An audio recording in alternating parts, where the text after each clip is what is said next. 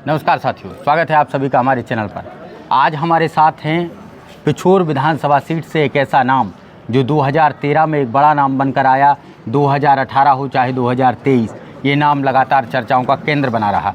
पिछोर विधानसभा seat में पिछले दिनों कांग्रेस पार्टी ने अपनी टिकट डिक्लेयर की और यहाँ से लगातार 6 बार से विधायक केपी सिंह को चुनावी मैदान छोड़ना पड़ा और अब जाकर वो शिवपुरी की तरफ लड़ रहे हैं। तो आज हमारे साथ प्रीतम सिंह लोधी जी भारतीय जनता पार्टी से उम्मीदवार हैं, हमारे साथ हैं। स्वागत है सबसे पहले सर आपका। धन्यवाद।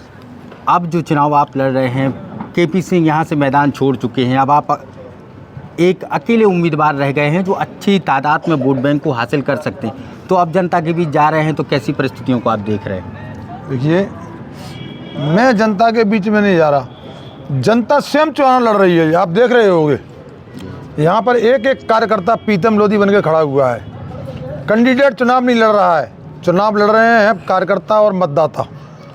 यहाँ का अद्भुत चुनाव है पिछोर का, और पिछोर का चुनाव जनता ने अपने हाथ में ले लिया है, कार्यकर्ता ने अपने हाथ में ले लिया है। अब यही लोग काम कर रहे हैं, यही लोग चुनाव लड़ रहे हैं। अब कौन भागा कहाँ भागा इस पर तो मैं नहीं चाहता, वो उनका पर्सनल मामला है।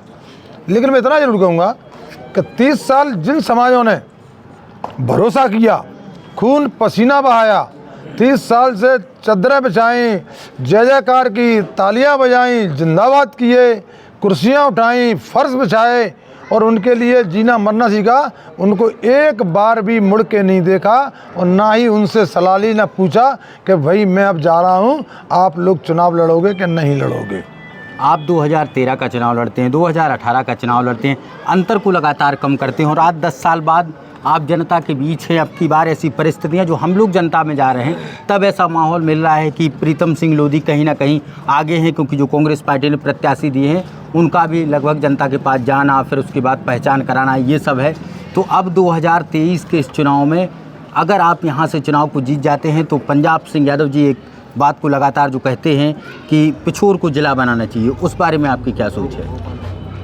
पंजाब सिंह जी का नाम अगर ले रहे हो, पंजाब सिंह जी का ऐसा नाम है कि उनने यहाँ की जनता को जगाया है जी, और ज़िले के बारे में सारे लोगों को अवगत कराया है। और पंजाब सिंह जी की वजह से ही उनने जो 1 साल से जो मेहनत कर रहे हैं, उन्हीं की बदौलत ही ये ज़िला बनने जा रहा है। और ज़िला यहाँ पे बना तो ये बात मान के चलना कि यहाँ प्रगति के सारे रास्ते खुलेंगे, रोजगार के रास्ते खुलेंगे, सम्मान के रास्ते खुलेंगे।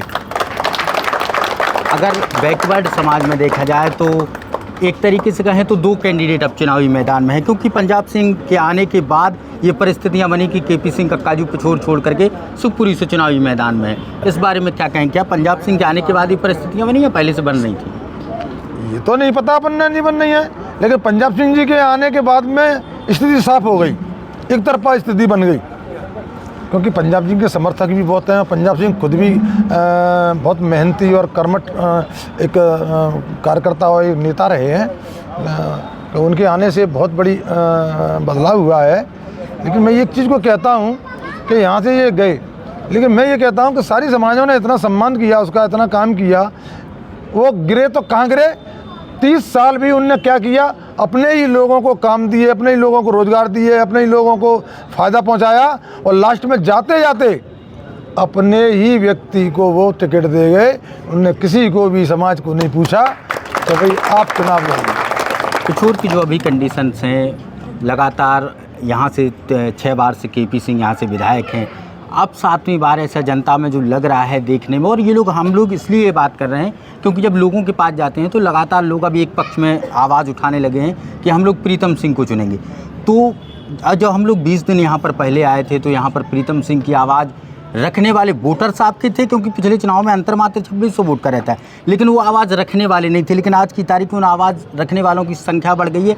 तो इसका कारण आप क्या समझते हैं कि आवाज़ उस समय क्यों नहीं रखी जा रही थी इतनी तादाद में?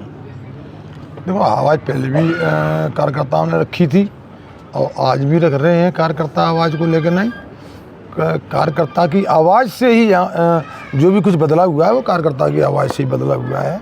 और कार्यकर्ता यहाँ का 30 साल से बेचारा रगड़ रहा था, पिट रहा था, झेल रहा था। लेकिन मैं इतना ज़रूर कहूँगा लोगों से कि 30 साल इतना होने के बावजूद आज कार्यकर्ता वहीं की वहीं खड़ा है और फिर वही की वही शक्ति लेके और वही संघर्ष में उससे और बढ़ के 2 कदम बढ़ के आगे आया है कार्यकर्ता। एक दिन प्रीतम सिंह जी को मैं फेसबुक के माध्यम से सुन रहा था, वो कह रहे थे कि अब की बार 100 रुपये आप लोग इकट्ठा करके दीजिए, चुनाव लड़ना है। जी जी। क्या कारण था इसके पीछे? देखिए, प्रीतम सिंह लोधी पे पैसा तो है नहीं है। प्रीतम सिंह लोधी कार्यकर्ता, प्रीतम लोधी ने कभी पैसा कमाया नहीं है। प्रीतम सिंह लोधी ने 2 नंबर का काम किया नहीं है। प्रीतम सिंह लोधी की फैक्ट्री चल नहीं रही है।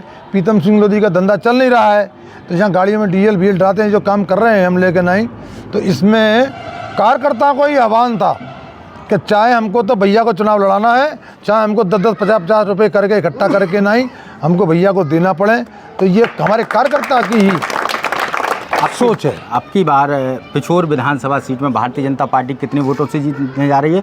और साथ ही अंतिम सवाल सर, भोपाल में कितनी सीटें भारतीय जनता पार्टी लाकर सरकार स्थापित करने जा रही है आपके हिसाब से? देखिए, मेरे हिसाब से तो ये है कि हम 200 से पार हो रहे हैं, क्योंकि लाडली बहन ने बहुत कुछ बदल दिया है। एक विधानसभा में हमारी लाडली बहन योजना के तहत 60 से 70 हज़ार तक बहनों को सम्मान मिला है।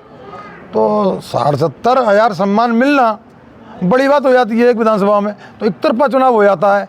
तो अब की बात अद्भुत चुनाव होगा और अब की बात चौंकाने वाला चुनाव होगा। और शैलेंद्र सिंह जी जो पिछोर से उम्मीदवार हैं, उनको आप किस तरीके से देखते हैं इस चुनाव में? अब देखो, उसको तो मैं इस तरीके यहाँ की जहाँ बैठे हैं हम वो यहीं के रहने वाले हैं, खनिया दाने के ही।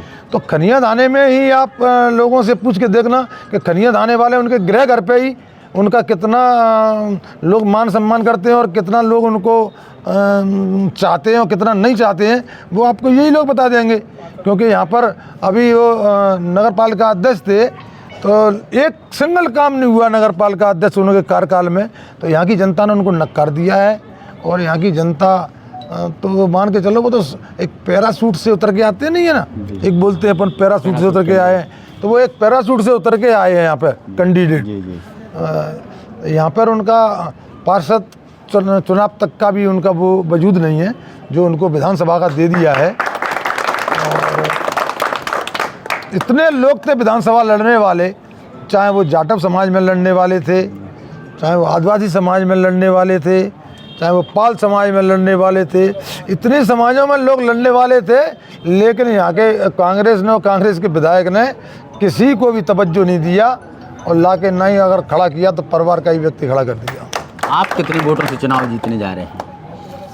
अब देखिए, ये तो जनता तय करेगी, लेकिन चुनाव अद्भुत होगा आपकी बार, बहुत चमत्कार होगा। बहुत बहुत धन्यवाद। ये थे हमारे साथ प्रीतम सिंह लोधी जी, भारतीय जनता पार्टी से प्रत्याशी हैं और भारतीय जनता पार्टी लगातार पिछोर में दम भरती हुई नजर आ रही है। अभी आने वाली 3 दिसंबर को पता चलेगा कि आखिर किस तरीके से चुनावी मैदान में लोग जाते हैं, प्रीतम सिंह लोधी को जिताते हैं या शैलेंद्र प्रताप सिंह को। बहुत बहुत धन्यवाद।